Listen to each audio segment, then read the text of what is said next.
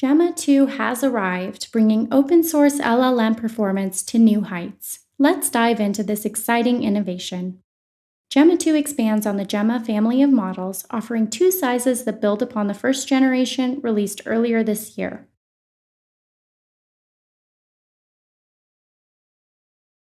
This second generation boasts improved performance, compact size, and efficiency that outspaces alternatives nearly double its size. A technical report is available for those interested in the details. One of Gemma 2's key advantages is its efficiency and cost savings, particularly when run on Google Cloud TPUs. However, you don't necessarily need an expensive cloud setup. The model can potentially run on high-end laptops and desktops. Looking at the benchmarks, which should always be taken with a grain of salt and tested for your specific use case, Gemma 2 shows competitive performance. The 8B category model demonstrates improved performance on math and general benchmarks, even compared to much larger models. Like its predecessors, Gemma 2 is entirely open and accessible. It's available on platforms such as Hugging Face, Google Cloud, and other Google properties. While we won't delve too deeply into the technical details, there's a comprehensive technical report available for those who want to explore further. Our goal today is to get started with the Gemma 2 model using Vertex AI, Google's no-code solution for exploring this model.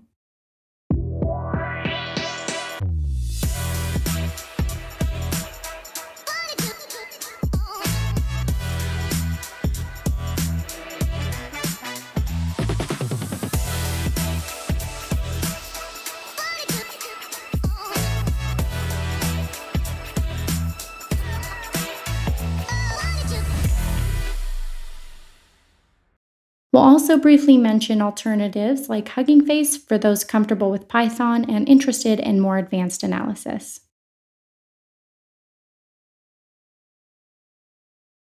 Let's begin by setting up Gemma 2 on Google Cloud using Vertex AI. We'll start with a new project and navigate to the Vertex AI page. First, we'll enable all the recommended APIs for Vertex AI, which is Google's suite for end-to-end AI and machine learning processes.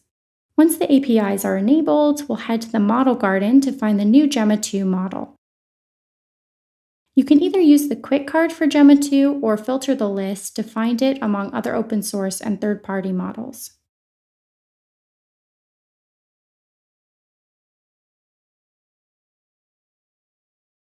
After selecting Gemma 2, we need to deploy it to create an endpoint for testing. We'll choose the largest model, which is instruct-tuned, as it offers the best performance for question answering tasks.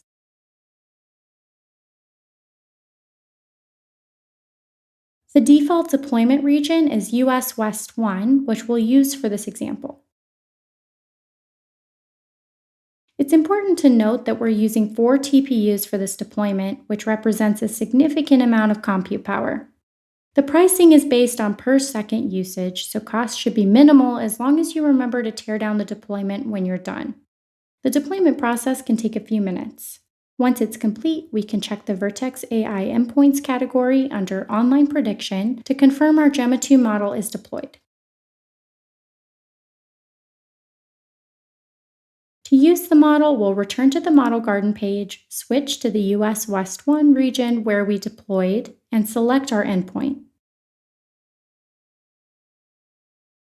Now we're ready to test the model.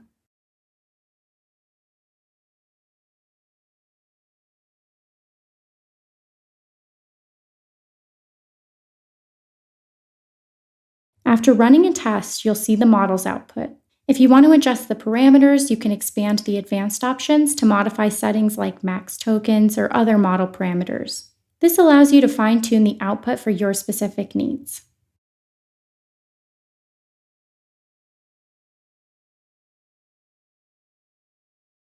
For those who prefer a more hands-on approach or want to explore Gemma 2 outside of Vertex AI, there are alternative options available. One popular platform is Hugging Face, which hosts a wide variety of machine learning models, including Gemma 2.